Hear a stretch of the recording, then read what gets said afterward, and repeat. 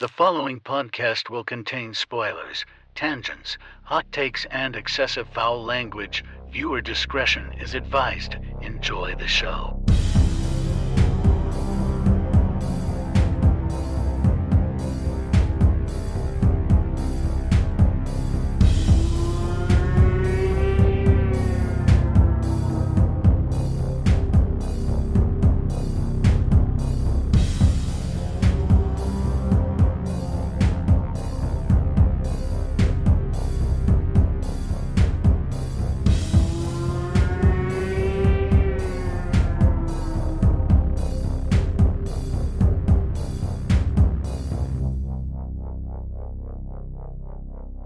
Greetings, horror fans, and welcome to episode 292 of Frightmares. I'm your host, Austin Proctor, and joining me today for the Frights of 2025 is Gabrielle Proctor. Hello.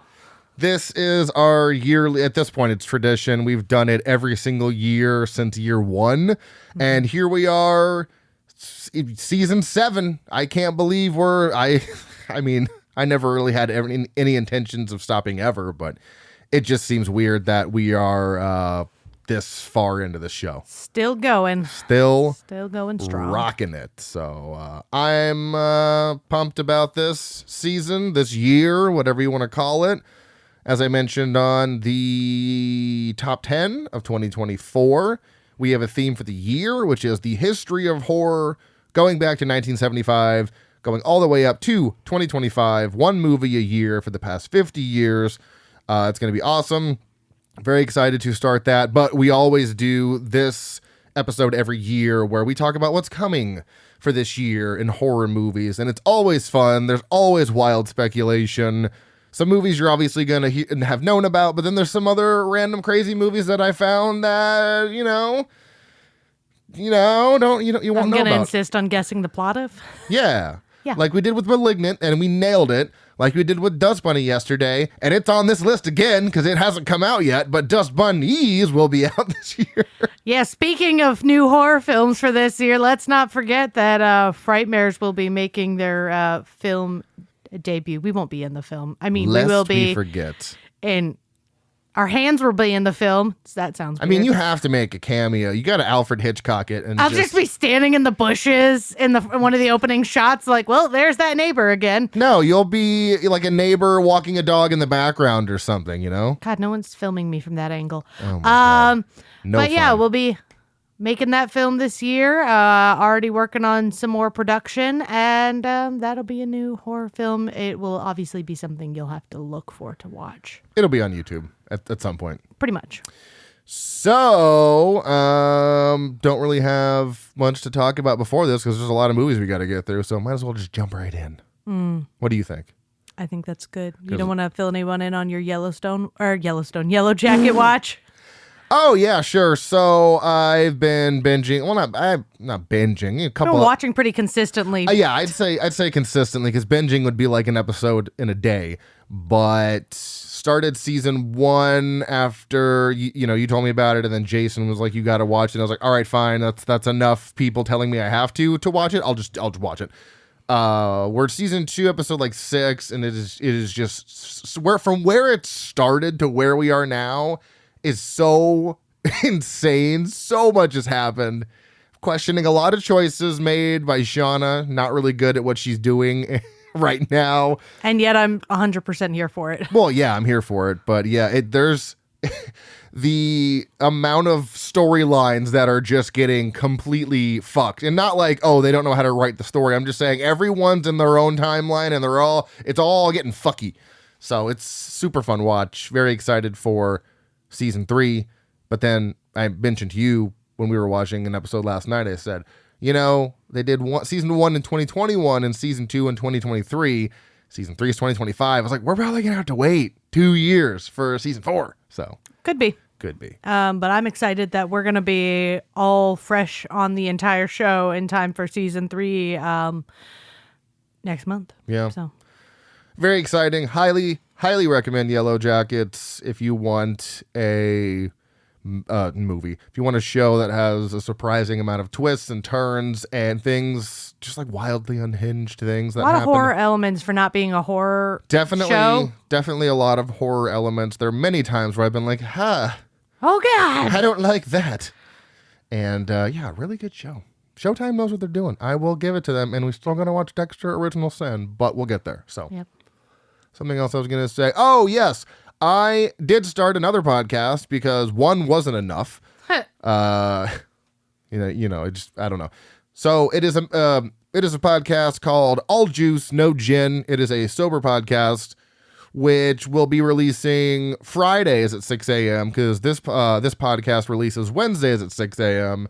It'll be on every platform that this show is on. So if you want to listen to me talk about my sobriety and how it's going, me and my buddy Kramer are on that show. So check us out. By the time this will release, and then the first episode of All Juice, No Gin will release a few days after. So yeah, go check it out. That's all I got to say. Let's dive into the Frights of 2025. Coming January 17th, we have Wolfman. A family at a remote farmhouse is attacked by an unseen animal, but as the night stretches on, the father begins to transform into something unrecognizable. Perhaps a werewolf? I bet it's a werewolf. Money is going to be bet that it is a werewolf. Bet $10 Okay, that he cool. turns into a werewolf. I'll take that bet, and we'll just give each other $10. Here's your 10, here's my 10. All right, and we're off. So this is directed by Leigh Whannell, who's also directed Upgrade and The Invisible Man. You know, he's part of the Saw franchise and the Insidious franchise. I have full faith in him because Upgrade, 5 out of 5 for me. Invisible Man, 4.5 out of 5 for me. So I have faith in you, Leigh Whannell. I have faith. Starring Julia Garner, she's from Ozark, as Ruth Langmore, and Christopher Abbott, who was in It Comes at Night as Will. So don't really have any speculation for this because I've seen the trailer and the name is very obvious. So yes, we'll really just have to see what he does with it because the Wolfman's not a new subject. So no. Really definitely a matter of how is he going to approach it. Yeah, exactly. Yeah. All right, next up. On January 24th, we are looking for a new film called Presence. Which is all in caps. A family becomes convinced that they are not alone after moving into their new home in the suburbs. Directed by Steven Soderbergh, who also directed Aaron Brockovich, Oceans 11 through 13, and 2 Magic Mike movies. What a weird list of films. Starring Lucy Liu, Julia Fox from Uncut Gems, and Chris Sullivan from Guardians of the Galaxy. Yeah. Taserface. It's not Lucy Liu, Julia Fox. I said Lucy Liu. Oh, it didn't Julia Fox. Didn't sound like you paused there. Yeah, I didn't say what Lucy Liu is from because you should know who that is. You better damn well know who Lucy Liu is. Yeah, and Taserface is in this. So yeah, and Julia Fox, you might know her from Uncut Gems, or if you've been on the internet, from everything she's ever worn in the last 2 years. Sure. The condom dress, full body suits, nude, just going tits out at the grocery store. That's disgusting. Where though? Where do I find that? Oh my God, you have to look up some of her outfits though, because you're like, are you comfortable? Because I'm not comfortable just looking at that. That doesn't look comfortable to wear. So gross. Send me the website. Okay. That was a very niche It's Always Sunny in Philadelphia joke. I don't know if anybody's going to get that, so I had to throw that out there. Jesus. Yeah, apparently this is filmed from the perspective of the ghost or something. Yeah, it is. I remember now. Which is weird. I think that's interesting. No, it's interesting. It's bizarre. Yeah, well, I think a lot of the subjects have been kind of done to death, and you got to find new ways to innovate, and sometimes the simplest decision is whose perspective is it from? Okay, so with this happening, I need a found footage movie from the perspective of the ghost that's haunting the place that they're in. That's what I need. $1 million idea, probably. The ghost has got the camera. Yeah. Like, all right, guys, look scared. Is that camera floating? Fucking awesome would that be? This is another thing that comes with the Frights episode is we'll just think of our own movies, like Dust Bunnies. So yeah, and I bought more supplies for that film today, and I'm going to buy some later this week. I'm very happy for you. Self-funding this film. Next up, we have on January 31st, we have Companion, no plot listed on IMDb, directed by Drew Hancock, who also directed 2 Tenacious D music videos. We have Sophie Thatcher, who has been in a lot of shit lately. She was in Heretic as Sister Barnes. We have Harvey Guillen from What We Do in the Shadows as Gizmo. I said Gizmo because that's what Nandor always calls him. Guillermo. Rupert Friend from Pride and Prejudice as Mr. Wickham. Jack Quaid from Scream 5 as Richie. Lucas Cage from Smile 2 as Louis Frigoli. And Mark Menchaca from Ozark as Russ Langmore, the guy who was a closeted gay. Yeah, I only saw like half of season 1, so I don't remember. Oh, well, he was very homophobic until it came out that he was actually like in the closet. It was a very, very fucking amazing character arc. I loved it. Tale as old as time. So yeah, this one, the trailer is out for this one, and it's very misleading. Well, it's like they set it up as a misdirect because I remember it says from the producers of The Notebook in the trailer, and you're like, oh god, another romance movie. And then they like Sophie, that you see that Sophie Thatcher's like handcuffed to a chair. Yeah, and you're like, wait. Yeah, and then she like her hand is put over a candle and she can't move it. Yeah, so, and you know, Jack Quaid looks very unhinged in this, so he's actually got a few films coming out this year. And Sophie Thatcher, we're already enjoying because of Heretic and because of Yellow Jackets. And Yellow Jackets. She's is she great. Young Natalie? Yeah. Yeah. The blonde punk girl. Yeah. So I'm looking forward to seeing it just based on these two. I mean, the whole cast sounds great though. Yeah, and it's, you know, it's very kind of mysterious, foreboding, all sorts of things. That looks like it's going to be a fun time. So, next up. Oh, it's me, right? Do you see why I wanted to read now? Shut up. I'm doing it. Shut up. January 31st, Screamboat. God help us. A late night boat ride turns into a desperate fight for survival in New York City when a mischievous mouse becomes a monstrous reality. Can a motley crew survive a killer creature with a taste for tourists? Directed by Steve Lamorte, who also directed The Mean One. Yeah, there it is. Starring David Howard Thornton from Terrifier franchise as Art the Clown, Tyler Posey from Truth or Dare as Lucas Moreno, and Kaylee Hyman from Terrifier 2 and 3 as Brooke. Oh, boy. Those, oh God. You know, Disney really fought hard to change laws and keep Mickey Mouse safe. And here we are. They really can't touch the current version of Mickey, but they sure as shit can touch Steamboat Willie. That didn't sound right. Wow. I hope they're not touching anybody. Oh God. This is going to be, it's going to be trash. I'm sure you're going to love it. Well, you know... Did you watch The Mean One?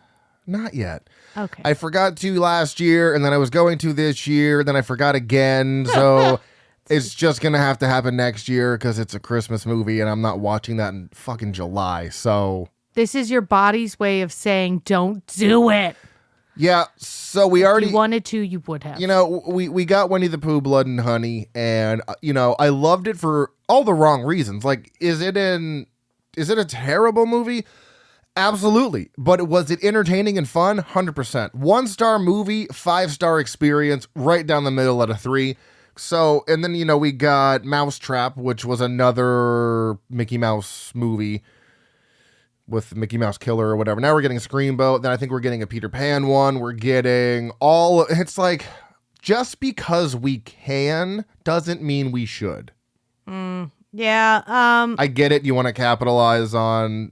You know, it's you know, it's kind of like a mockery to Disney and stuff like that by taking these characters and making them do terrible things. So it's kind of a fun, you know, statement or whatever you want to call it. But at the same time, it's like if we're going to do this, can we have like a big studio do it? Because they're all going to be low budget and just so god awful, but they're probably going to be entertaining. So I don't think a lot of big budgets touch these specifically because they're meant to be for children and they don't want to get into that. I know. Honestly, Peter Pan, that has potential considering in the book it's heavily implied that the Lost Boys didn't really just not age. They aged out and were killed by Peter Pan. He offed the boys that were too old, and that's the implication. Yeah. So, I mean, that does have potential, but they probably won't get the budget necessary to make that work. And what's really funny is that these movies are being called, they're part of a larger, cinematic universe, or they will be called the Pooniverse because of Winnie the Pooh. God help us. Pooniverse. Yeah, that's where we're at. Pooniverse. That's where we're at. So look forward to Screamboat. Next up, we have on February 7th, something called Heart Eyes. For the past several years, the Heart Eyes killer has wreaked havoc on Valentine's Day by stalking and murdering romantic couples. This Valentine's Day, no one is safe.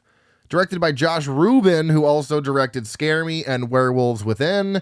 Starring Devon Sawa, Final Destination as Alex, Chucky as her character, Jordan Brewster from the Fast and Furious franchise as Mia, and then Olivia Holt, who was in Totally Killer as Pam Miller. That rhymed. I did, yeah. Well, I remember liking Werewolves Within, so that's positive. You saw Scare Me. It was that one where they were in the secluded cabin telling each other scary stories. I'm going to have to look that up. Yeah.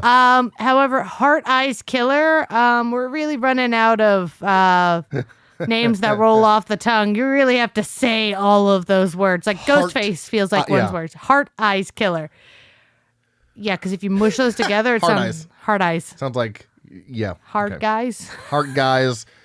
It just sounds like you've got a heart on or something. It's not a name that's making me think this is going to be a winner, but let's be honest. There's not a lot of the Valentine's Day movies don't really hit that hard. Watch your mouth. My Bloody Valentine. I was going to say My Bloody Valentine. It's obviously an exception. It's a classic. But outside of that, like most of them are like romance, murder. That doesn't really work as well. Yeah. But, I don't know where I was going with that. Well, it's a great point. Good point made. Heart Eyes Killer. I mean, nothing is going to top Valentine. Nope. Nothing will. That trash movie. Oh, my goodness.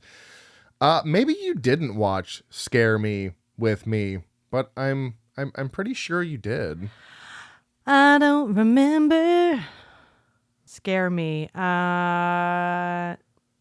Nope, didn't watch it. Oh, okay. Well, this might have been before you were logging everything. No, so. I'm looking at the poster, and I can tell you, did not watch this. Okay, moving on. Next up. February 21st, The Monkey.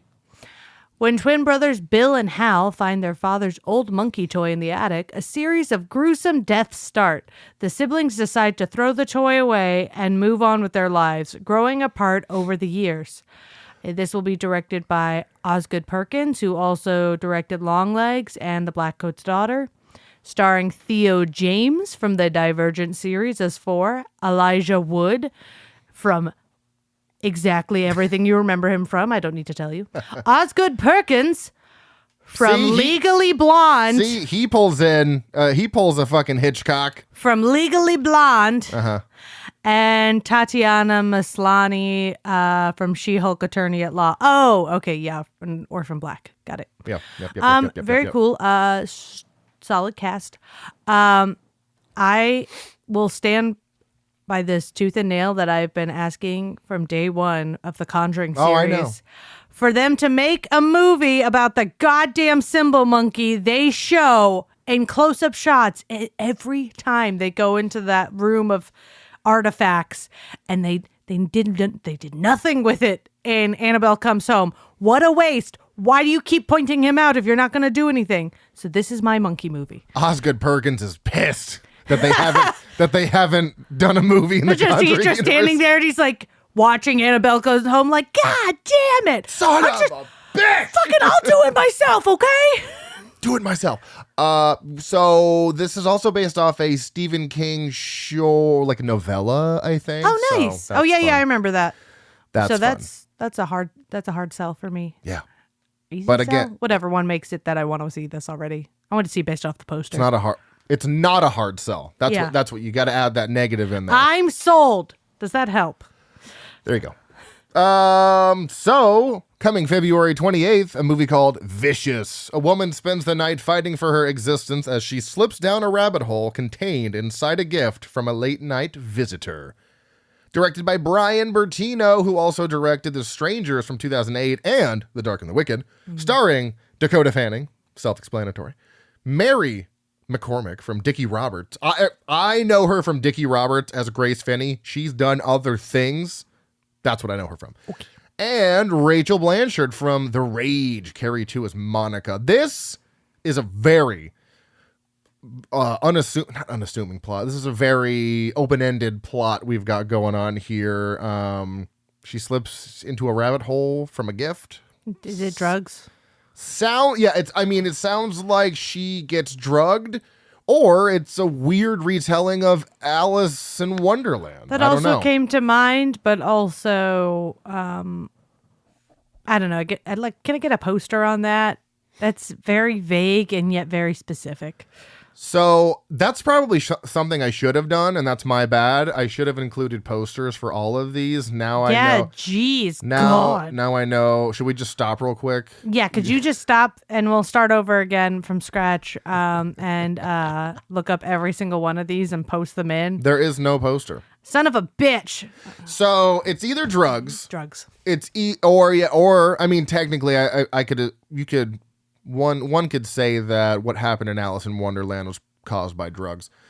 So it's either drugs, an Alice in Wonderland retelling, or a rabbit hole. Like she gets a note stated. I don't know. Like she gets sucked into a rabbit hole of like someone else's bullshit. You know what I mean? Like someone's in trouble. Like they killed someone. They need help. I don't know. Maybe she's been living in her head for years. Yeah. And someone finally gets through to her mentally, and now she's questioning if her reality is reality. And then she wakes up at the end of the movie, and we all jump in front of a truck, you know?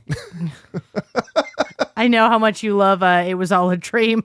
I love looking at you, Click. I love that movie. And then he wakes up, and you're like, yes, he learned a valuable life lesson. Click is just, it's a wonderful life. You realize that. Yes, I know. We'll probably see it at some point when it comes to streaming, but yeah, there you go. So, next.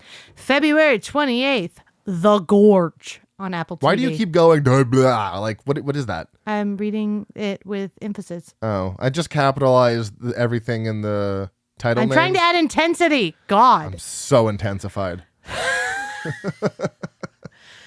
Two very dangerous young people who, despite the corrupt and lethal world they operate in, find a soulmate in each other. Oh, Youths. Directed by Scott Derrickson, who also directed Sinister. Nice. Starring Anya Taylor-Joy, Miles Teller from Whiplash as Andrew. And Sigourney Weaver. I assume she is one of the titular young people. Yeah, she's one of the youths. It's obviously a love story between Sigourney Weaver and Anya Taylor-Joy. Youths. Miles Teller is the third wheel in the background playing drums. He's Anya Taylor-Joy's mom. Yeah. It's a weird fucking setup we got here. So yeah, another... Assumed at some point they go near a gorge and crimes. Yeah. So, and this is going straight to Apple TV, which is cool. And again, it's a very nondescript plot. Who fucking knows what's going on? I'm going to start looking up posters while we're doing this, so that way, so I can show them to you. Some of them, might not have. Oh, there is a poster here. Check this one out. It is, maybe creature feature-ish, because that is definitely the hand of some sort of a creature. And there's a lighthouse in the background. Oh. Or wait, no. That looks like some sort of prison, like a prison lookout tower with all the lights and shit. That looks like a seawall. That, with all the lights. That's not a fucking lighthouse, bro. Unless it's a dystopian future and the walls keep something out. Or keep something in. Bum, bum, bum. Like Sigourney Weaver. Oh, it's an Apple original. Okay. I mean, I guess that makes sense. If it's going straight to Apple. Apple. Well, yeah, but you know what? I don't know. Sometimes movies just go places. Doesn't mean they're necessarily, whatever. But it is, is this not a horror movie? Uh-oh. Did I fuck up? Uh-oh, Spaghetti-O. It's an action, adventure, romance, sci-fi. Nailed it. Yeah, I was trying. Well, that explains what Sigourney Weaver's doing here. Nailed it. So that doesn't count, but whatever. Close enough. Anyways, moving on. Oh, do you have any other speculations? Sigourney Weaver? Sigourney Weaver is the monster. She's in a Gilman suit, fucking people up. March 7th, we have something called Sinners. Trying to leave their troubled lives behind, twin brothers return to their hometown to start again, only to discover that an even greater evil is waiting to welcome them back. Is this an abrupt sequel to The Monkey? It must be. It must, yeah. Monkey. The Monkey is just part one. It's like, oh my god, like Hunger Games. What's the part? It's like Mockingjay Part 1 or Deathly Hallows Part 1. It's all a fucking build up, and then Sinners is gonna come in and fuck everything up. The Monkey. Twins leave town. Sinners. Twins come back to town. The theme this year is twins. Weirdly enough, this is directed by Ryan Coogler, who is the director known for the Black Panther movies. Hell yeah. So that's strange because it's kind of it's a completely different genre. I'm not saying I think he did great with those movies, I'm interested. No. I'm not saying he can't do it. It just seems like a weird jump. You know what I mean? But it's starring Haley Steinfeld from Spider-Man Into the Spider-Verse as Gwen Stacy. Then we have Wunmi Mosaka from His House as Real Major, which is a fucking great horror movie. Then we have Jack O'Connell from Eden Lake as Brett. And of course, Michael B. Jordan's got to be making an appearance. So from the Black Panther movies. From basketball in the early 90s. He just added a B in there, and he's aging backwards. You know what I mean? Benjamin Buttoning it. Yeah, that's what the B stands for. I get two careers. That's what the B stands for. So, yeah, again, very mysterious. Doesn't really give you much, but here is the poster for it. Everyone listening to this really can enjoy. Describe it. Can really enjoy the posters I'm showing you. But essentially, it's I think that's Michael B. Jordan twice, and it looks like a good versus kind of evil, or like Dr. Jekyll, Mr. Hyde kind of vibe. Ooh, yeah, maybe it's like one of those religious kind of culty kind of vibes. Yeah. That could be fun. Yeah, it could be fun. I mean, it's Ryan Coogler. Looking hella southern. As long as he doesn't have that fuck awful accent that not Pierce Brosnan, the other James Bond guy had in Knives Out. That's what the Foghorn Leghorn sounded like Foghorn, boy. I say it, boy. And everybody loved it. Yeah, it was fine. It was entertaining, but it was just such a weird accent. Next up.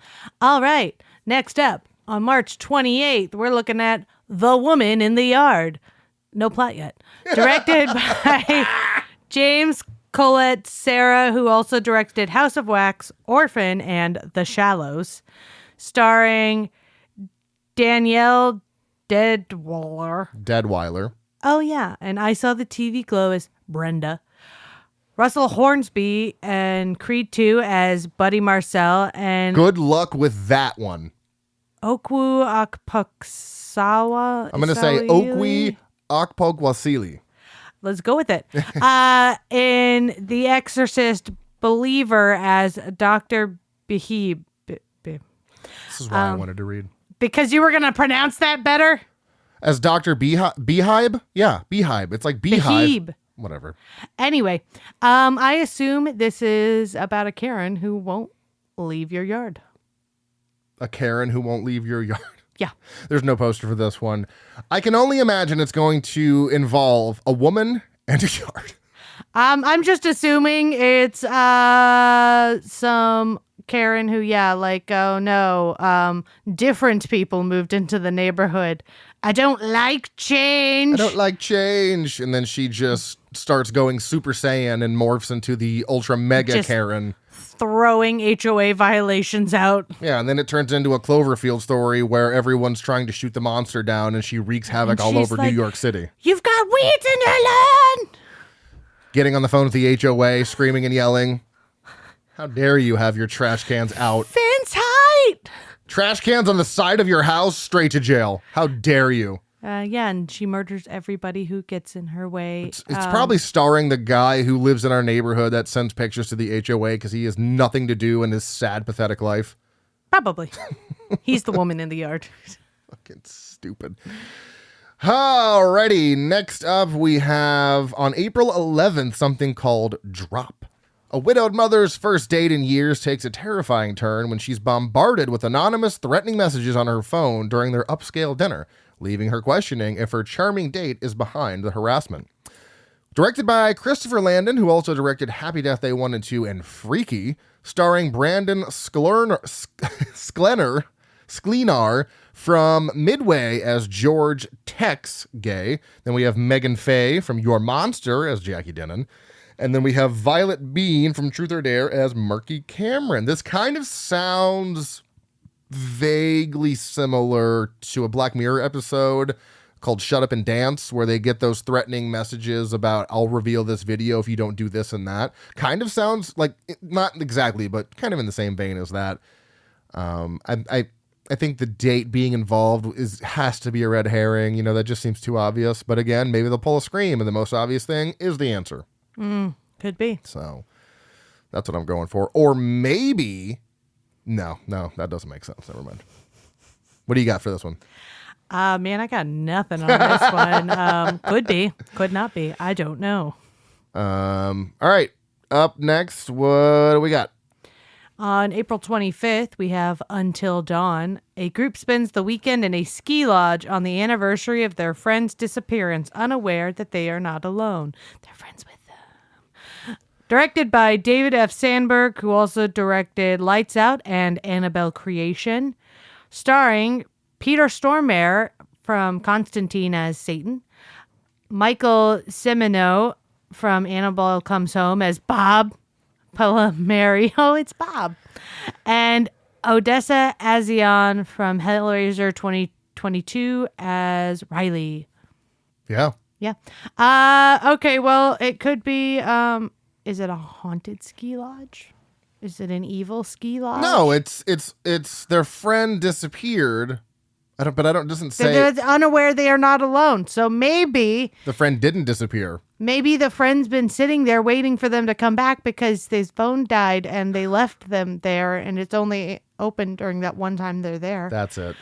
Or there's an evil entity in the ski lodge and it got their friend last time, but apparently they were too busy to notice. I can't remember this movie. I think it's Slaughter High. I'm pretty sure it's that one. But there is a movie out there where this girl is bullied in school for her entire run in high school. There's a group of kids that picks on her for the entire time she's at school. And she fakes her death.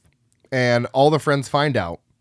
And then the person that didn't die invites all of the people who graduated back to high school or back to the school for some sort of party, and they all go stupidly, and then she starts fucking massacring them one by one. If that's not a movie that exists, then I just made that up right now. I'm pretty sure something like I'm pretty sure I watched it with you. Pretty sure it's Slaughter High.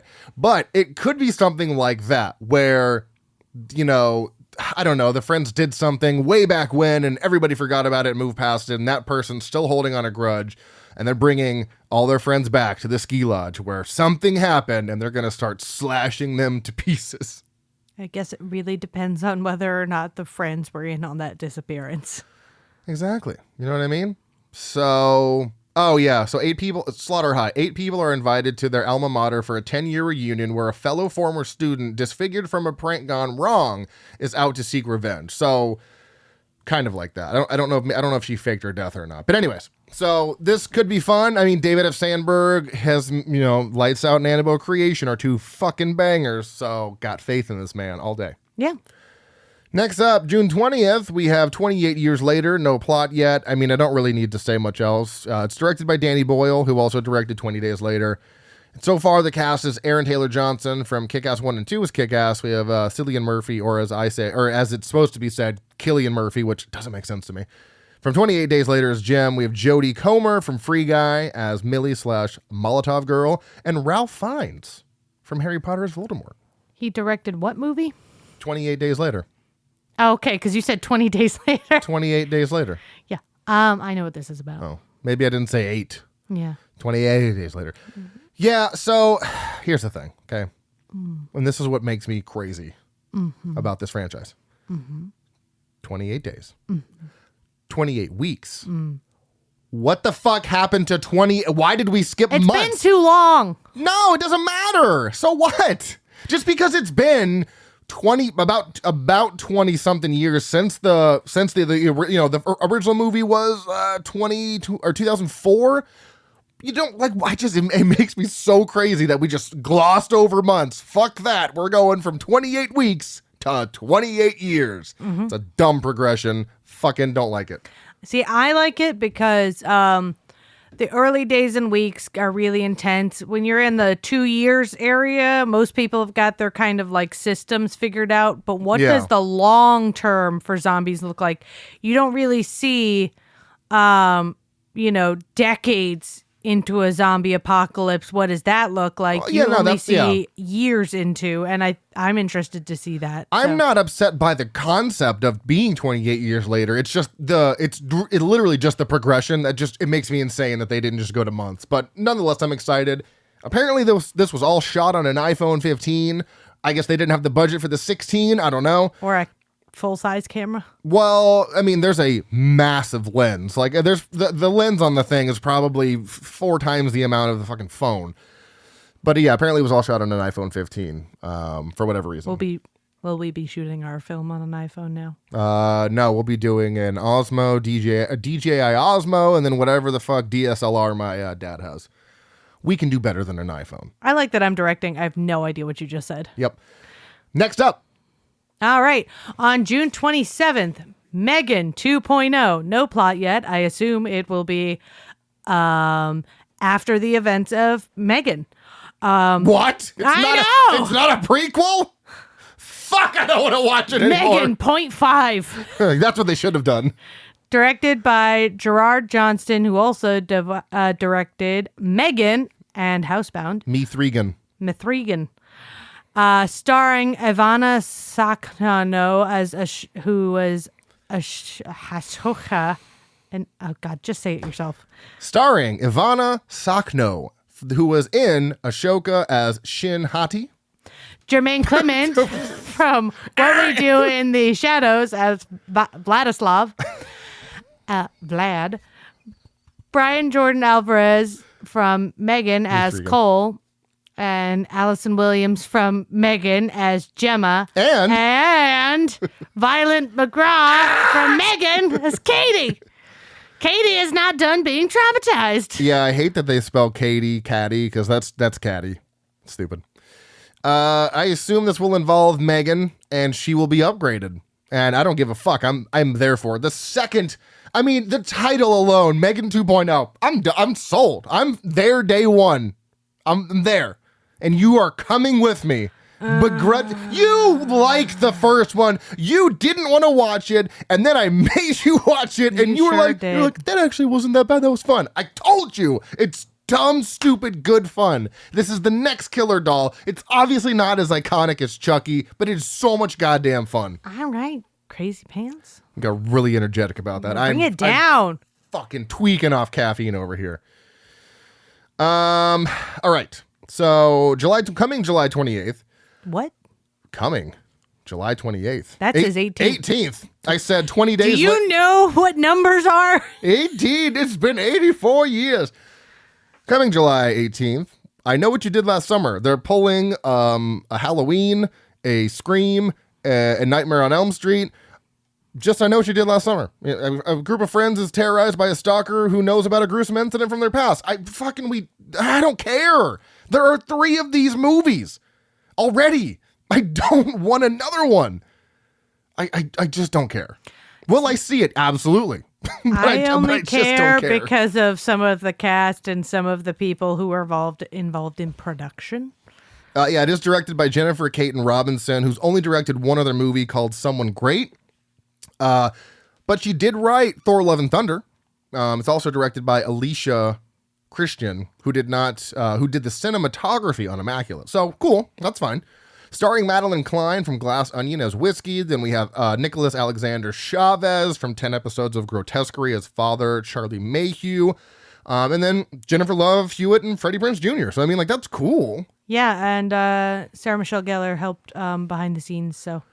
Yeah, it's just, I don't think they would have come on. I mean, Freddie Prinze Jr. will do some random shit, and so will Jennifer Love Hewitt. But yeah, I just don't know. I don't think they would have come back to this if they thought it wasn't worth it. No. Yeah, and that's the thing. They obviously are doing. It's got to be a good story if they're doing another one because, like I said, they've done 3 of these, and I don't know what else you can do with this. But hey, I said the same thing for Scream when they came back with 5, and I fucking love that one. So it's not that I don't have faith. It's just I don't think this is necessary.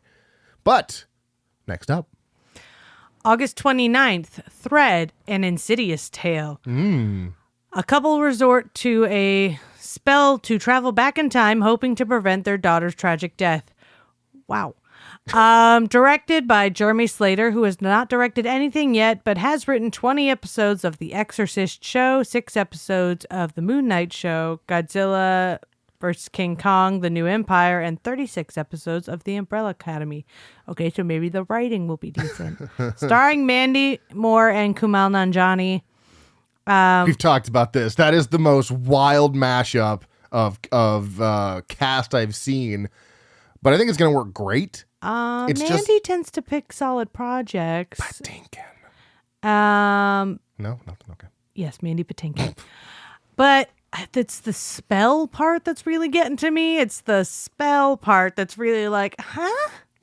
So, yeah, well, I mean, and it really feels like they threw Insidious on there just to be like, oh, it's part of the franchise. I'm sure spooky specters or spectral sightings or whatever. Spooky, scary skeletons. Fucking Lee Winnell and Homeboy that are the ghost hunter guys. I'm sure they'll be on there or something. Hopefully there's a tie-in. If not, it's another case of movie that didn't actually need to be called what it was called. Like Paranormal Activity Next of Kin. Just call it Next of Kin. Yeah. Coming September 5th, we have apparently the last entry in the Conjuring in the Conjuring movies. So The Conjuring Last Rites, paranormal investigators Ed and Lorraine Warren take on one last terrifying case involving mysterious entities they must confront. Wow, sounds like every other fucking Conjuring movie ever. Directed by Michael Chavez, who also directed The Curse of La Llorona and The Conjuring, The Devil Made Me Do It, also The Nun 2. Now, Curse of La Llorona. It's not really a great movie, but it is it's not a quality movie it's got the budget, you know what I mean? It's some fun jump scares. It looks great, but it is a fantastic popcorn movie to watch with friends with great jump scares. So I don't think it's necessarily like a great movie. Like the story is not at all fascinating, but goddamn, those in her makeup and her getup, all done practically. I mean, I know there's a little bit of CG alteration, but I saw behind the scenes of her and I was like, fuck, that's horrifying to see on set every day. Yep, and I'll be back on my soapbox saying, get off your high horse if you're too good for jump scares. Yeah. Starring Vera Farmiga, Patrick Wilson, and Thaisa Farmiga. So that'll be fun. It's supposed to be like a tie together. Yeah, The Conjuring and the Nun franchise mashing up. They're going to have to throw some old makeup on Thaisa Farmiga because Conjuring was Conjuring was the 70s and the fucking Nun was in the 50s. Yeah, the first Nun. Okay. That's still 20-year difference. They're going to have to throw some sort of makeup on Thaisa to make, unless Conjuring Last Rites is supposed to happen earlier than the first Conjuring. All right. The first Nun movie takes place in 1952. Like I said. Second movie is like 56, something like that. Yeah, something like that. When is 1956. And then The Conjuring is like 1972 or something like that. So so I guess they're going to have to age her up a little. Yeah, a little bit. I'm going to do this next one because I'm excited for this one. Really? Okay, fine. Do it. Okay.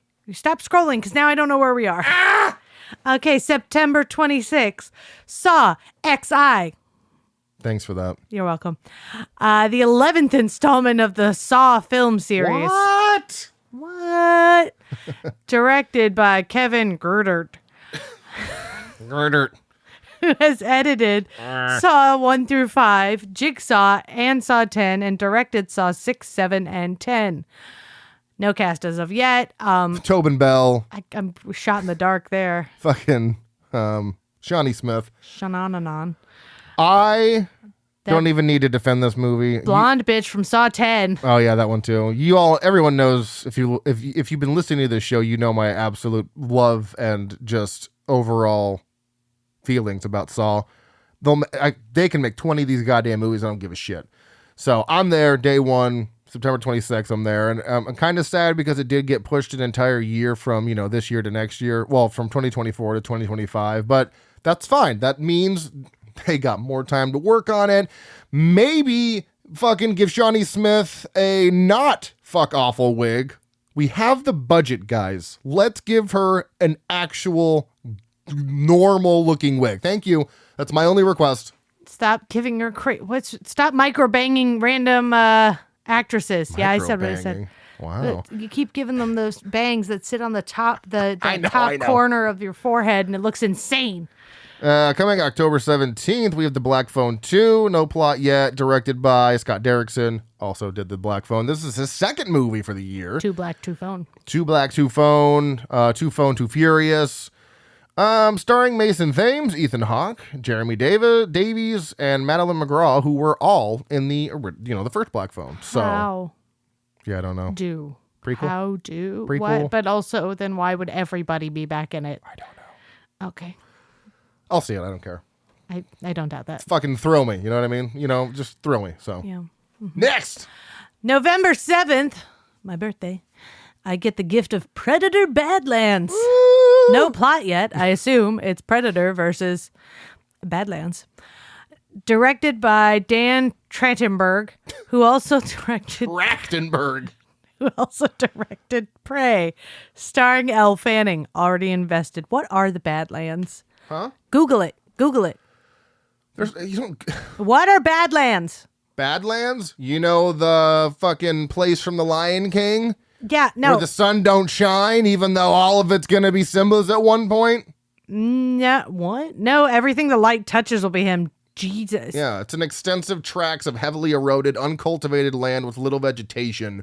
An area that is dangerous, unwelcoming, or derelict. Like the fucking place from The Lion King. Also in South Dakota. I'm pretty sure they are referenced as the Badlands in The Lion King. Shadowlands. It's not Shadowlands. Yeah, they are. I know, because Nala says it in Lion King the Musical. The Outlands. So we're both fucking wrong. Wait, no, that's not right. Yeah. The Outlands are a barren wasteland. Yeah, fucking we're both wrong. So suck it. You? Me. So anyway, Elle Fanning is great. We'll be watching. You could say, hey, Elle Fanning's going to be in a new movie done. Cool. Sold. So much more of a fan of Elle than Dakota. Which is not a shade to Dakota. Dakota's great. No. But Elle is like a meteor. Just. She's got that thing, that X factor. Yeah. Yeah. Next. Oh, I already did it. No, you didn't. I read Badlands. Yes, you did. Coming December 5th, we have Five Nights at Freddy's 2. Anyone can survive 5 nights. This time, there will be no second chances. That's definitely a tagline. Directed by Emma Tammy, who directed the first Five Nights at Freddy's, starring Josh Hutcherson, Matthew Lillard, Elizabeth Lael, and Piper Rubio, who were all in the first Five Nights at Freddy's. This is, I was kind of... Do we need it? Yes, No. Absolutely. I love the first one so much. It was so much fun. I'm not saying it wasn't fun. I'm just saying we seem to be getting a lot of films where it's like, here's a second film with the exact same cast in a film where it doesn't make sense to have the exact same cast. That doesn't really make sense. But at the end of the day, it's animatronics killing people, and that will just always be fun, Yeah. So I'm excited. But anyways, next up here. Return to Silent Hill. When a mysterious letter calls him back to Silent Hill in search of his lost love, James finds a once recognizable town and encounters terrifying figures, both familiar and new, and begins to question his own sanity. Go. Directed by Christoph Gaines, who also directed Brotherhood of the Wolf, Silent Hill, and Beauty and the Beast. Those films make sense. Starring Jeremy Irvine from Baghead as Neil, Hannah Emily Anderson from Jigsaw as Eleanor Bonneville. That's that fiery redhead. Yeah. Yeah. Oh, that bitch, yeah. Yeah, Okay. that bitch. Robert Strange from The Lord of the Rings, The Rings of Power as Glug, Barrow Knight, Shagul, and more. Oh, he must be Sauron. And Evie Templeton from Lord of Misrule as Grace Holland. These sure are actors. You know, and this is another kind of movie that it's in this, you know, it's in a universe that we already have a couple movies from, but I'm excited for this because both those movies are terrible. The Silent Hill movies are so not good. I'd shit talk, but what they did to my Borderlands movie just hurts me. Yeah, I mean, don't get me wrong. There's a lot of cool imagery in them, and there are some spooky moments, but plot-wise, they are not good. Yeah. And apparently they do a disservice to the games. I've never played the game, so don't hate me. Don't at me. Certainly feels like a case where if I had never played the games, which I have not, right? Yeah, I would have not a fucking clue what I'm supposed to understand. Oh, At least like Resident Evil movies are just action horror. Are they good movies? Not necessarily, but they are so much fun to watch, and I still get it. There are zombies, people shoot zombies, there's a whole underlying corporation, and sometimes there are strange and unusual abomination type zombies. Got it. Silent Hill. Stuff happens at times. Scary? Ooh. Dude, I could watch the Resident Evil franchise if my hair was on fire. Like, I don't care. I love that fucking... It's so bad and good at the same time. It's fun, and I can still follow along with the movie plot and still get the gist of what they're trying to get in the games. Mm-hmm. Yeah. I have not a fucking clue what's going on in these movies, and I don't know who any of these people are. I feel like I should have to already know a lot of stuff to be invested in the characters, because they certainly don't give you enough to invest in characters. It feels like if you didn't play the game, well, that's your fucking problem. Exactly. You know, and then you have Pyramid Head and Dark Nurses giving everyone fucking confusing boners. It's just it's very odd. Oh boy. All right. Because I mean, Pyramid Head is a fucking hunk, and those nurses look great, but you're like, I don't really like your face. But I don't know why you're here. Yeah, put a bag over her face, I guess. What do you have to do with each other? At least Pyramid Head already has something over his face, so you don't got to worry about that. But you gotta put a bag over the Dark Nurses or whatever they are. Next up. Are we in the section of the list where there are no release dates? Yes, these are just movies that are either in production, post-production, completed, and they just, you know, they don't have a specific date yet. Because I mean, it is only January at this point. So Gotcha. Next up, we have Final Destinations, I guess. Bloodlines. I'm assuming I put an extra S on there. I don't know. No plot yet. Directed by Zach Lipovsky. There we go. Lipovsky as Adam and Adam B. Stein, who directed Freaks, which is a great underrated sci-fi movie with Amelia Hirsch. Starring Tony Todd, which is only rumored, and if he hasn't done all of his stuff, then, you know, sadly he's gone. So hopefully that would be really cool. Hopefully he got his stuff done before he sadly passed away. Then we have Max Lloyd-Jones from War for the Planet of the Apes as Blue Eyes. Richard Harmon from 100 episodes of The 100 as John Murphy. And Breck Bassinger from 47 Meters Uncaged as Catherine. So there you go. I bet.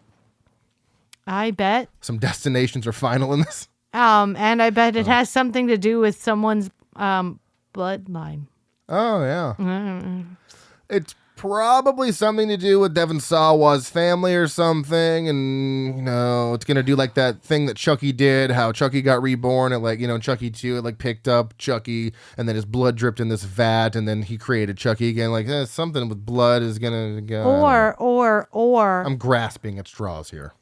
Death was like, oh shit, since the people who did live actually did live, I gotta kill everyone that came after them. Yeah, it's like It Follows, where if you know if someone dies in the chain, it just goes down to the next person. But it's like the opposite in this. Since they didn't die, he's like, well, I gotta go get someone else. I can't wait to see a random photo of Devon Sawa from the first film as like a black and white photo. If the tagline from this movie is not "Death comes full circle," I quit. I'm done, because that's what it should be. Jesus. Come on, that was good.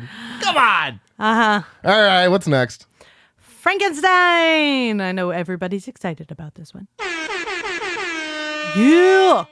All right. Dr. Pretorius tracks down Frankenstein's monster, who is believed to have died in a fire 40 years before, in order to continue the experiments of Victor Frankenstein, directed by Guillermo del Toro, starring Mia Goth from X and Maxine as Maxine Minx, Christoph Waltz from Inglourious Bastards as Colonel Hans Landa, Jacob Elordi from Euphoria as Nate, and Oscar Isaac from Star Wars as from The Force Awakens as Poe Dameron.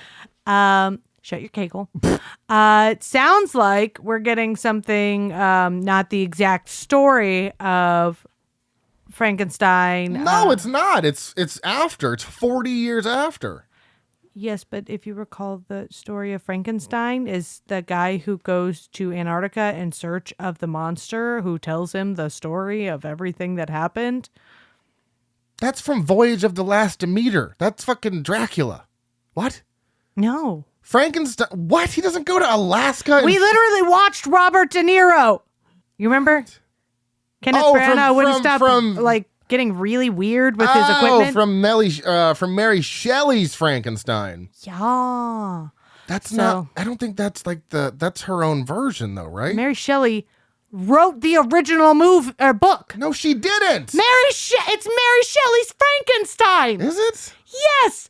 She was in a writing competition with her husband, I believe it was Oscar Wilde, maybe not, and his wife, and it was a stormy weekend, so they got bored, had a writing competition. She came up with the initial story, then later wrote it out into a full-blown story. Why did I think it was not Mary Shelley? I thought it was. So then all the adaptations of Frankenstein that aren't Mary Shelley's Frankenstein are inaccurate? Because I don't remember Alaska being involved in the 1931 Frankenstein. It's Antarctica. Or Antarctica. Whatever. Cold, desolate fucking place. The north? I don't know. He was in a cold place. He was one end or the other. I just got so confused in my own bullshit. Yeah. Well, I read the abridged book, okay?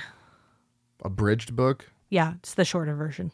Well, you got to use big words around me. You know I didn't read the unabridged. Is that too many 2 letters? I don't know what you're saying. I'm not that smart, okay? I don't know big. So, dude, I use words all the time that I'm sure probably are not the right word to use, but I just roll with it, and I sound confident. So maybe people won't notice, maybe they do. I don't care. Unabridged is the full-blown text, all of it. Abridged means they've shortened some stuff down, it's not so big. I've heard unabridged. I've never heard abridged. I thought you were saying it wrong, and I was confused. Anyways, after all that confusion, excuse my ignorance.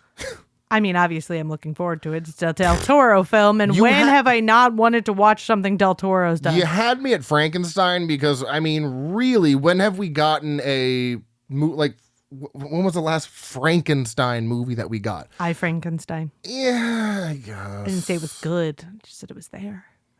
Yeah. That was 2014, and then we had something like Victor Oh, right, with Victor Frankenstein. Daniel. And that was 2015. What's his face? Daniel Day-Lewis? No. Radcliffe. Radcliffe and James McAvoy, and I watched it, and you fell asleep, and you should have watched it because, the fact that not one man made out with James McAvoy in that film was confusing for everybody. Yeah, so if that was the last one, because I can't remember anything after that. Correct me if I'm wrong, anybody, hit me up on my email. So it's been, about 10 years, but you had me at Frankenstein, then you really had me at Del Toro, and then Mia Goth, Christopher Waltz, fucking sick cast. Oscar Isaac. I am so there, and I'm pretty sure it's going straight to Netflix. I can't remember, but if it does go to theaters, we'll be there whenever it does. Now, I do wonder. This is taking place 40 years later, so I wonder when it's going to be set. Because if it's 40 years after the original movie from 1931, then we're going to have a 70s Frankenstein movie. Well, I guess it wasn't set in 1931. I was going to say it is not set in 1931. So when is it set? Sorry, I am struggling right now with this whole concept of Frankenstein. When is Frankenstein set? The 18th century. Okay. So yeah, But the novel is set starts with letters from the 17th, so we're still way back in the olden days. I need a 70s Frankenstein movie. That's what I need. That's a whole other thing. So cool. That would be so different. But anyway, so yeah, 40 years after, so it's going to be, it seems like it's going to be kind of a soft sequel-ish kind of thing going on, but I'm there either way. I mean, hell, I got a Crimson Peak tattoo. I'm committed. Yeah. Del Toro directed. I was like, what does that have to do with Frankenstein? Next, we have a movie called Ash. A woman wakes up on a distant planet and finds the crew of her space station viciously killed. Her investigation into what happened sets in motion a terrifying chain of events. Directed by Flying Lotus, who also directed the Aussies Dungeon segment from VHS 99, starring, I'm sure that's probably meant to be Eliza, but it might be Eiza. I'm sure it's Eliza. Gonzalez from Baby Driver as Darling, Aaron Paul from Breaking Bad as Jesse Pinkman, and Uko Uwais from The Raid, and 1 and 2 was Rama. So this movie has me already. Space movie. Sold. Yeah, sounds fun. That's all I need. Space horror movie, there's like, besides like Alien and shit like that, you know what I mean? Yep. There's not like a lot of, like, and then you've got like Pandorum and stuff like that. But I love space horror. And then you have all the, shitty movies that go to space, like Jason X and Leprechaun in space or whatever. And then, of course, Event Horizon, one of my favorites. So I love space horror, and it's something that I will definitely check out wherever streaming, movies, theaters. I don't care. I'm going to see it. So Also, Flying Lotus. Aussie's Dungeon wasn't my favorite segment, but it did have that really sci-fi, like really heavy sci-fi elements going on, especially with the ending. Yeah. The crazy things. So I'm there. I'm there for it. What do we got next? A couple more here. You scrolled past the top of it, so I don't know. Sorry. Fear Street, Prom Queen. A Fear Street film based on R.L. Stein's book, The Prom Queen. A spring night, soft moonlight, 5 beautiful prom queen candidates. Dancing couples at the Shady Side High prom. These should be the ingredients for romance. But stir in one brutal murder, then another, and another, and the recipe quickly turns into horror. Lizzie McVeigh realizes that someone is murdering the 5 prom queen candidates one by one, and that she may be next on the list. Can she stop the murder before the dance is over for good? Directed by Mar Palmer, who also directed... God damn, Jesus Christ. What the hell is that? Just hold on. Jesus. Caliber. Starring Ariana Greenblatt, who was in Barbie as Sasha. Oh, yeah, that chick. Catherine Watterson from Alien Covenant as Daniels. Chris Klein from American Pie as Oz. And Lily Taylor from The Conjuring as Carolyn Perrin. Dude, I am fucked. I don't know. I must Spell have, hard. I must have been. I copied and pasted everything. So first of all, it's Matt Palmer, and it's Caliber. If you've never seen Caliber, it is one of the most fucking anxiety-inducing movies you'll ever see. In the first 5 minutes, something so insanely tragic happens, and then the rest of the movie, it's in like anxiety through the roof. So yeah, that's that. But to be fair, if you take the L out of Caliber, it makes it Caibra. Where's the letter missing? Caibra. So yeah, definitely on board with this because I did like the Fear Street trilogy. That was a lot of fun. And this is, it's still the same, not subtext, but whatever the stuff before the colon is. It's just a different story. Series. Yeah, it's serious, whatever. It's just, a different story kind of in the same maybe universe or something like that. It kind of vibes, it's like slasher. It's like a slasher and Carrie mixed into one. Yeah, I'm already invested because I liked the other ones. It's really not much to say about what the plot is. It's very descriptive. Well, I had to, so what I did was, because the summary for the movie was the first sentence. So what I did is I grabbed the synopsis from the book and threw that in there. Fantastic. It reads like an R.L. Stein synopsis. So next up, we have something called Onslaught. A mother living in a trailer park uses her skills to protect her loved ones from a threat that escaped a secret military base while mercenaries try to contain it. Directed by Adam Wingard, who also directed You're Next. Starring Drew Starkey from Outer Banks as Rafe Cameron. Adria Ariona from Morbius as Martine Bancroft, Dan Stevens from The Guest as David, and Michael Bean from Aliens as Corporal Hicks. So let's fucking go. Sounds like it's going to be fun. You had me at Adam Wingard. All the information. Oh, yeah, no, that's plenty of info. All the information I need. We haven't gotten a new Adam Wingard. I mean, we got, I think he did Godzilla, the first Godzilla vs. Kong. But I'm talking like we haven't got a horror movie from Adam fucking Wingard since, I don't know, Death Note. I mean, it's, yeah, I mean, it's listed as horror. I'm not counting one. So we haven't got like a true Adam Wingard horror movie since Blair Witch. And that wasn't even, that's not even his original movie. That was a sequel. And The Guest was more of a suspense thriller. So we're going to have to keep going since VHS. It has been 11 years. And that was even an anthology movie. So that wasn't even all him. So if you really want to say Your Next was the last fucking true original horror movie, we have a full-length horror movie we've gotten from him. So long overdue. Pretty much. I'm very excited for that. Next up, this was on the list last year. It still hasn't been released, so I'm very wary that it even ever will get it released. So take it away. Let's find out which film comes out first, Dust Bunny or Dust Bunnies. Dust Bunny, an 8-year-old girl, asks her scheming neighbor for help in killing the monster under her bed that she thinks ate her family. Directed by Brian Fuller, who only directed 2 episodes of a TV show. Maybe this is why he can't make this film. Starring Mads Mikkelsen, Sigourney Weaver, and David Dastmalchian. We go listen to the episode from last year where we talked about theories, and then you can watch our whole progression on how we got to making the movie we're making this year. If you could have been a fly on the wall for when I actually just wrote that script out like a stream of consciousness, and you're like, what in God's name are you doing over there? And I'm like, making a movie. It was something. Moving on. Next up, we have something called Whistle. A misfit group of unwitting high school students stumble upon a cursed object, an ancient Aztec death whistle. They discover that blowing the whistle and the terrifying sound it emits will summon their future deaths to hunt them down. What? That sounds insane. Directed by Corin Hardy, who also directed The Nun, starring Daphne Keane from Logan and Deadpool and Wolverine as Laura, Percy Hines White from Wednesday as Xavier Thorpe, Sophie Nélisse from 47 Meters Down Uncaged as Mia, and Nick Frost from Shaun of the Dead as Ed. Damn, they got me there. Yeah, this doesn't make sense because your future deaths hunting you down? Because that just sounds like it's hunting you down in a specific way.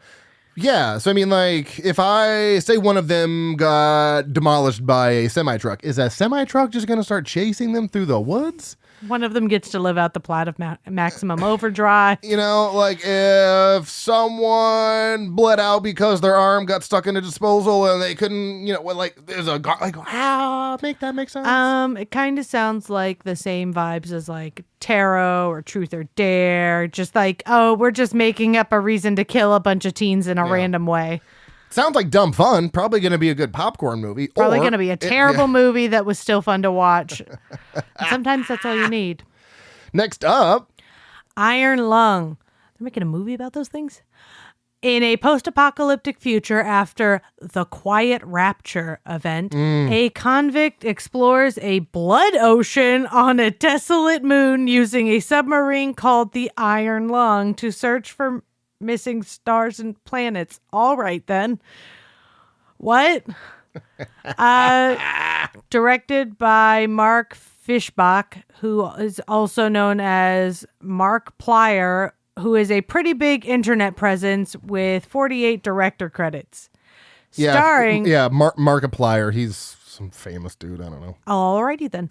Yeah. Much like the plot. Got nothing on that. Starring Mark Fishbach, Elle Lamont from Alita Battle Angel as Screwhead, Sean McLaughlin, who appears to be another internet presence, and Caroline Kaplan, who has 8 credits. What a detailed analysis this is. I went down the rabbit hole on this one. You got post-apocalyptic future, a quiet rapture, blood ocean, and searching for stars and planets. And then you've got people acted and directed stuff. They did and things. They're doing stuff and things. Probably gonna pass on this one unless it's free or unless the ratings are so insanely good. But yeah, that one just sounded wild. You know what I'm looking forward to this year, though? What? Tubi originals. God, I can't wait to see what they're coming out with this year. What will they come up with? Or what will they come up with next? You know what I'd watch? I'd watch Slay 2. That's what I'd watch. Slay 2, Back in the Habit. Yeah, exactly. No, I would absolutely watch a Slay 2. Yeah, like one vampire survived and now they're seeking vengeance at the drag queen show. Or one of them secretly got bit on, and then it takes place on the bus, and it's let's do that. It'd be like that one movie you showed me where all the that gay community on the bus and in the middle of the desert. Come on, you showed me that movie where Priscilla, Queen of the Desert? Yes, it'd be like that, but with vampires. Oh my God, I'd watch the shit out of that. See? Do you see what happened? I mean, that is really just the plot of Slay. Yeah, magic happens on this show, especially during this episode. Next up, we have Let the Evil Go West. I hate this word. Railroad. This is why I should have read them. Shut the front door. Railroad workers finds fortune, experiences disturbing visions driving him to madness. His wife believes an evil presence has attached itself to their family. Plot centers on their haunting ordeal. Wow. Directed by Christian Taftdroop, who also directed the original Speak No Evil, starring Sebastian Stan from the Marvel Cinematic Universe as Bucky and Lily James from Baby Driver as Deborah. I do like those actors. I do believe this is a Western horror as well. Because I mean, I'll watch it. Yeah, let the evil go west. Yeah, and I like Lily James since I saw her in The Iron Claw. So. Oh, it's just listed as a horror thriller. Okay. Fantastic. Yeah, I'm still gonna say it sounds fun. I do like Sebastian Stan. He was crazy and fresh. So hell yeah. See what he brings to this. All right, here we go. Adrift, a fishing boat discovers an abandoned yacht with a strange distress call. The deckhand agrees to take lone control of it while it's towed into port, but soon discovers why it's called a ghost ship. Is this a weird version of Ghost Ship? Keep reading, please. Oh, directed by Darren Aronofsky, who also directed Requiem for a Dream, Black Swan, Mother and the Whale. Mother! Starring Jared Leto. What is this movie? I'm back out. I'm gone. What is this movie? No.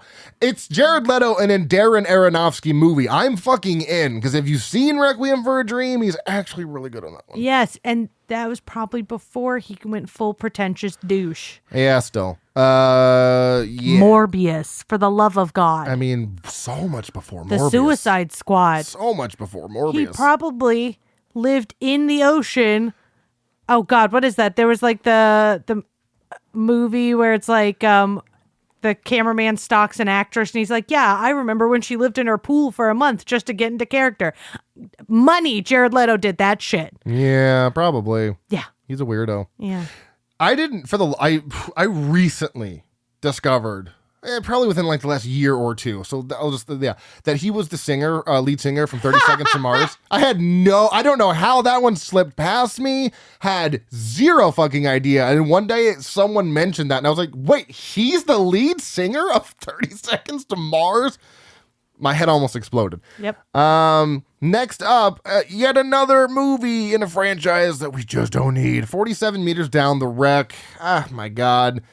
But I am sold on who directed this. A father and daughter scuba diving to explore a shipwreck, get trapped after an accident, low on oxygen. They must escape the labyrinth and evade deadly sharks using their renewed bond. So sure, whatever. 47 Meters Down Uncaged sucked. I love the original. Maybe this one will bring it back, but it is directed by Patrick Lussier, who directed Dracula 2000.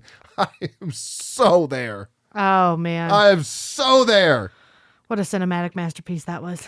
Yeah, good times. Queens of the Dead. Drag queens and club kids battle zombies craving brains during a zombie outbreak.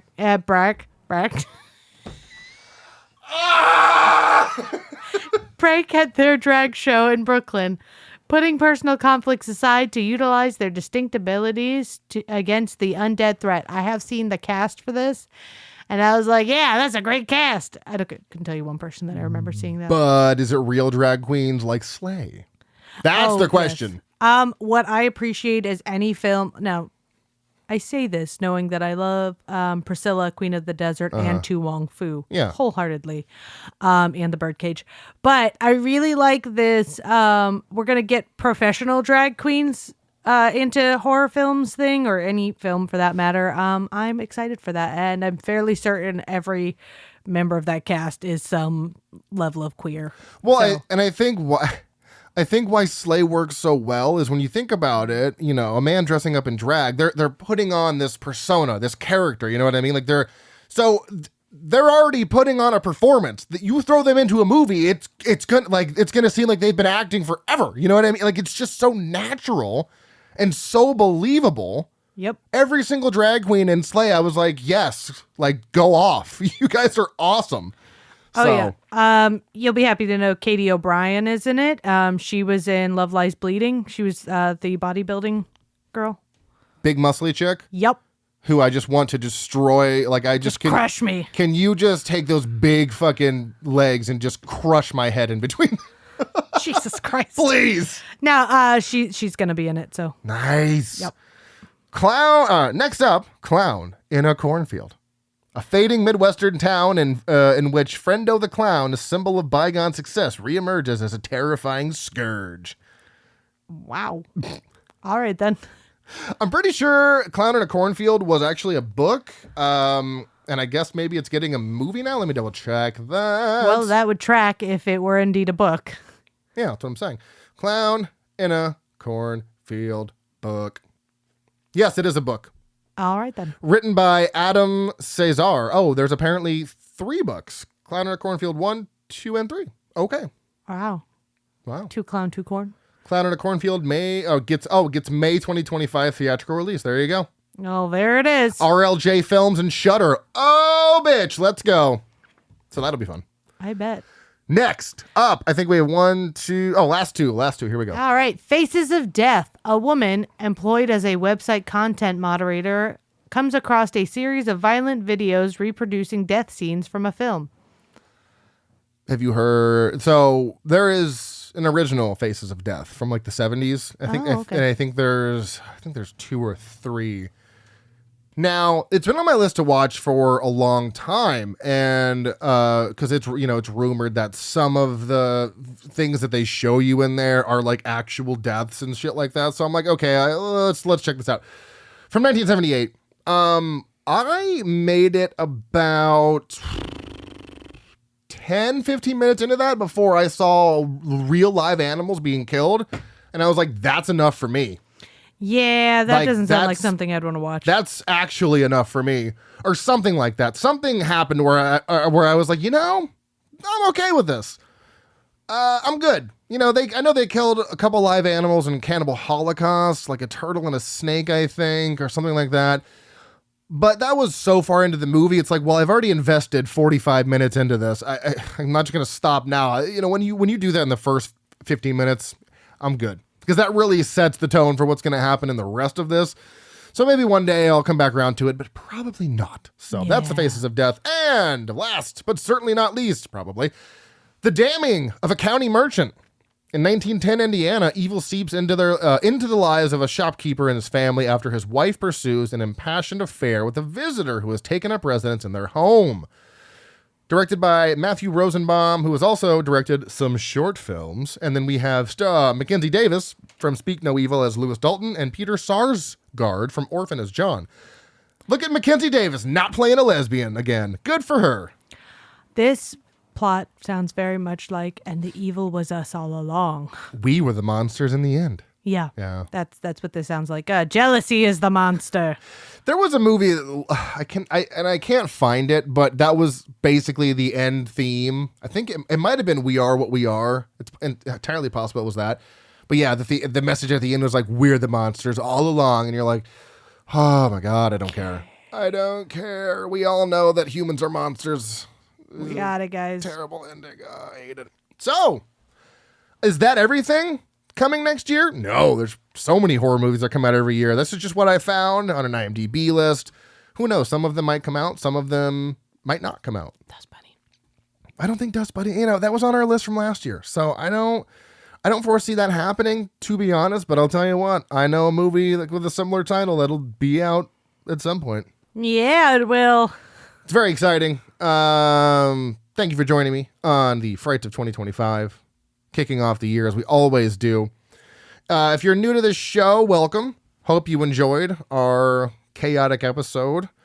And as I mentioned again, we will be doing the history of horror starting next week. So this episode is going to drop on Friday instead of Wednesday. I don't know why I'm even saying this because it's going to be way too late hearing this. It's going to be pretty obvious that it dropped on Friday instead of Wednesday because the top 10 episode dropped on the 31st and I wanted to give that one some breathing room. I didn't want to just drop this one the day after. So that's why this one is releasing on Friday.